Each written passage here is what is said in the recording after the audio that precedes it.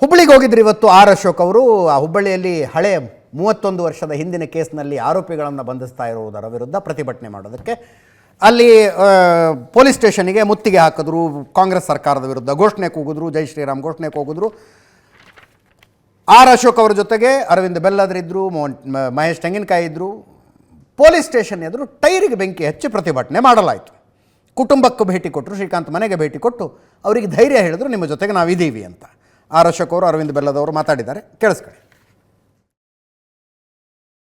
ರಾಮನಿಗೆ ಜೈ ಅಂದ್ರೆ ಜೈಲು ಕಳಿಸುವಂತ ಒಂದು ಸರ್ಕಾರ ಕರ್ನಾಟಕದಲ್ಲಿದೆ ಅಂದ್ರೆ ಇದು ನಾಚಿಕೆಗೇಡಿನ ಸಂಗತಿ. ನಾವು ಈ ಗೊಡ್ಡ ಬೆದರಿಕೆಗೆಲ್ಲ ಬೆದರಲ್ಲ. ರಾಮನಿಗೆ ಬರ್ತ್ ಸರ್ಟಿಫಿಕೇಟ್ ಇದೆಯಾ ಅಂತ ಕೇಳಿದ್ರು, ನಾಚಿಕೆ ಆಗ್ಬಾರ್ದ ಈ ಕಾಂಗ್ರೆಸ್ ಅವರಿಗೆ? ಅಲ್ಲಾಗೆ ನನ್ನ ಬರ್ತ್ ಸರ್ಟಿಫಿಕೇಟ್ ಕೇಳಿದ್ದೀರ ನಾವು? ಯೇಸು ಕ್ರಿಸ್ತನ್ ಬರ್ತ್ ಸರ್ಟಿಫಿಕೇಟ್ ಕೇಳಿದ್ದೀರ? ನಾವು ಕೇಳಿಲ್ಲ. ಕಾಂಗ್ರೆಸ್ ಅವರು ಹಂಗಲ್ಲ.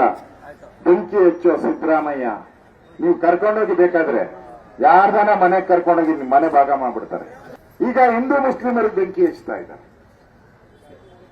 ಹಿಂದೂ ಮುಸ್ಲಿಮರಿಗೆ ಬೆಂಕಿ ಹಂಚೋದು, ಬೆಂಕಿ ಹಂಚುವಂತ ಒಂದು ಅಂಬಾಸಿಡರ್ ಯಾರಾದರೂ ರಾಜ್ಯದಲ್ಲಿ ಇದ್ರೆ ಅದು ಸಿದ್ದರಾಮಯ್ಯ. ಬೆಂಕಿ ಹಚ್ಚು. ಇವತ್ತು ಮತ್ತೆ ಕಾಂಗ್ರೆಸ್ ಸರ್ಕಾರ ಇವತ್ತು ಆ ರೀತಿಯ ಟಿಪ್ಪುನ ಆಡಳಿತ, ಔರಂಗಜೇಬರ ಆಡಳಿತವನ್ನು ಕರ್ನಾಟಕದಲ್ಲಿ ತಗೊಂಡ್ಬರುವಂತ ಪ್ರಯತ್ನ ಮಾಡತ್ತೈತಿ. ಇವತ್ತು ನಿಮ್ ಕಡೆ ಎಲ್ಲಿ ಎಫ್ಐಆರ್ ಐತೆ ಅಂತ ಹೇಳಿ ಕೇಳಿದ್ರೆ ಪೊಲೀಸರ ಕಡೆ ಇವತ್ತು ಎಫ್ಐಆರ್ ಇಲ್ಲ. ಇವತ್ತು ಎಲ್ಲಿ ಕಂಪ್ಲೇಂಟ್ ಐತಂದ್ರೆ ಕಂಪ್ಲೇಂಟ್ ಇಲ್ಲ. ಆದ್ರೆ ಅವನ್ನ ಕೇಸ್ ಹಾಕಿ ಒಳ ಹಾಕಿದ್ದಾರೆ. ಇವತ್ತು ನಾವು ಸಿದ್ದರಾಮಯ್ಯನವರಿಗೆ, ಕಾಂಗ್ರೆಸ್ ಸರ್ಕಾರ ಕೇಳ್ತೇನೆ, ಈ ಸರ್ಕಾರ ಕೇವಲ ಅಲ್ಪಸಂಖ್ಯಾತರ ಓಟ್ನಿಂದ ಬಂದೈತೇನೋ? ಯಾಕೆ ನಿಮಗೆ ಹಿಂದೂಗಳು ನಿಮಗೆ ಓಟ್ ಹಾಕಿಲ್ಲ? ಇವತ್ತು ಮತ್ತೆ ಕಾಂಗ್ರೆಸ್ ಸರ್ಕಾರ ಇವತ್ತು ಆ ರೀತಿಯ ಟಿಪ್ಪುನ ಆಡಳಿತ, ಔರಂಗಜೇಬರ ಆಡಳಿತವನ್ನು ಕರ್ನಾಟಕದಲ್ಲಿ ತಗೊಂಡ್ಬರುವಂತ ಪ್ರಯತ್ನ ಮಾಡತ್ತೈತಿ. ಇವತ್ತು ನಿಮ್ ಕಡೆ ಎಲ್ಲಿ ಎಫ್ಐಆರ್ ಐತೆ ಅಂತ ಹೇಳಿ ಕೇಳಿದ್ರೆ ಪೊಲೀಸರ ಕಡೆ ಇವತ್ತು ಎಫ್ಐಆರ್ ಇಲ್ಲ. ಇವತ್ತು ಇದು ಹುಬ್ಬಳ್ಳಿಯಲ್ಲಿ ನಡೆದ ಪ್ರತಿಭಟನೆ. ಬೆಂಗಳೂರಲ್ಲಿ ಫ್ರೀಡಂ ಪಾರ್ಕ್ನಲ್ಲಿ ರಾಜ್ಯಾಧ್ಯಕ್ಷ ವಿಜಯೇಂದ್ರರ ನೇತೃತ್ವದಲ್ಲಿ, ಬಿಜೆಪಿ ರಾಜ್ಯಾಧ್ಯಕ್ಷರು ವಿಜಯೇಂದ್ರರ ನೇತೃತ್ವದಲ್ಲಿ ಪ್ರತಿಭಟನೆ ನಡೆಯಿತು. ಮಾಜಿ ಸಚಿವ ಶಾಸಕ ಸುನೀಲ್ ಕುಮಾರು, ಸಂಸದ PC ಮೋಹನ್, ಶಾಸಕ ಗೋಪಾಲಯ್ಯ, ಶಾಸಕ ರವಿ ಸುಬ್ರಹ್ಮಣ್ಯ, ಮಾಜಿ ಶಾಸಕ ಪ್ರೀತಮ್ ಗೌಡ, ಶಾಸಕ ಚನ್ನಬಸಪ್ಪ ಸೇರಿ ಅನೇಕರು ಭಾಗವಹಿಸಿದ್ರು. ಇಲ್ಲೂ ಕೂಡ ರಾಜ್ಯ ಸರ್ಕಾರದ ವಿರುದ್ಧ ವಾಗ್ದಾಳಿ ನಡೀತು. ಇದೇ ಸಂದರ್ಭದಲ್ಲಿ ಹಿಂದೂ ಅಂತ ಹೇಳಿಬಿಟ್ರೆ ಎಂಥ ಕ್ರಿಮಿನಲ್ಲು, ಎಂಥ ರೌಡಿ ಶೀಟರ್ನ ಬೆಂಬಲಕ್ಕಾದರೂ BJP ನಿಂತ್ಕೊಂಡು ಬಿಡುತ್ತೆ ಅಂತ ಸಿದ್ದರಾಮಯ್ಯನವರ ಮರು ವಾಗ್ದಾಳಿ. ಅವರೊಂದು ಡಿಟೇಲ್ ಆದಂಥ ಪ್ರೆಸ್ ನೋಟನ್ನೇ ಬಿಡುಗಡೆ ಮಾಡಿದ್ರು. ಬಹಳ ಡೀಟೇಲ್ ಆಗಿದೆ. ಸಾರ್ವಜನಿಕರ ಮುಂದೆ ರಾಮಭಕ್ತ ಮತ್ತು ಕರಸೇವಕ ಎಂದು ಬಿಂಬಿಸಿಕೊಳ್ಳುವ ಶ್ರೀಕಾಂತ್ ಪೂಜಾರಿ ವಾಸ್ತವವಾಗಿ ಕಾನೂನಿನ ದೃಷ್ಟಿಯಲ್ಲಿ ಸಮಾಜಘಾತುಕ. ಅವನು ತನ್ನ ಅಪರಾಧ ಚಟುವಟಿಕೆಗಳನ್ನು ರಕ್ಷಿಸಲು ಧರ್ಮವನ್ನು ಗುರಾಣಿಯಾಗಿ ಬಳಸುವವನು. ಅಂಥ ವ್ಯಕ್ತಿಗಳನ್ನು ಬಂಧಿಸದಿದ್ದರೆ ಮತ್ತು ಮುಕ್ತವಾಗಿ ತಿರುಗಾಡಲು ಬಿಟ್ಟರೆ ಇದನ್ನು ಕೂಡ ಶ್ರೀರಾಮ ಕ್ಷಮಿಸಲು ಸಾಧ್ಯವಿಲ್ಲ.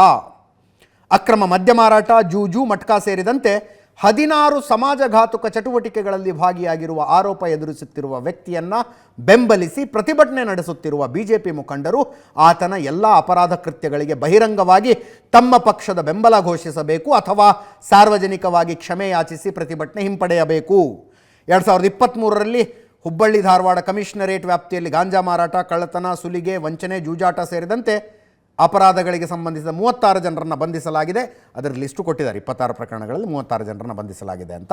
ಕರಸೇವಕ ಎಂಬ ಕಾರಣಕ್ಕಾಗಿ ಅವನನ್ನು ಬಿಡಬೇಕಾ, ಶಂಕಿತ ಆರೋಪಿ ಎಂದು ಬಂಧಿಸಬೇಕೆ, ಇತ್ಯಾದಿ ಒಂದು ವಾಗ್ದಾಳಿಯನ್ನು ನಡೆಸಿದ್ದಾರೆ. ಇಂಟ್ರೆಸ್ಟಿಂಗ್ಲಿ 2006ರಲ್ಲಿ ಈ ಪ್ರಕರಣ LPC ಆಗಿತ್ತು, ಲಾಂಗ್ ಪೆಂಡಿಂಗ್ ಕೇಸ್ ಆಗಿತ್ತು.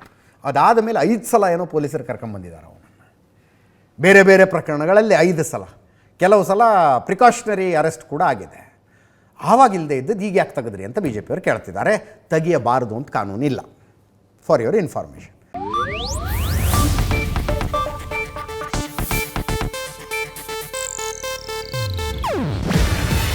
ಇದು ಏಷ್ಯಾನೆಟ್ ನ್ಯೂಸ್ ನೆಟ್ವರ್ಕ್ ಪ್ರಸ್ತುತಿ. ನೀವು ನೋಡ್ತಿದ್ದೀರಾ ಏಷ್ಯಾನೆಟ್ ಸುವರ್ಣ ನ್ಯೂಸ್.